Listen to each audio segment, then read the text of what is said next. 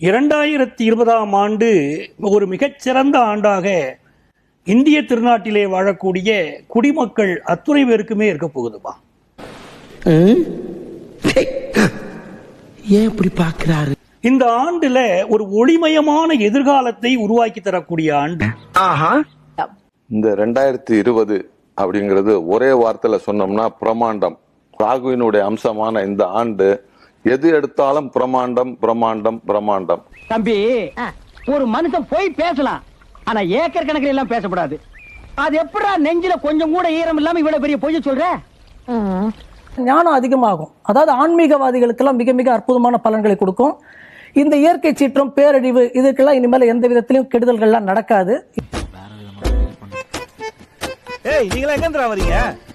வெள்ளையும் சொல்லியமா தொப்பையை தள்ளிக்கிட்டு உங்களதான் சலதான வைக்கணும்.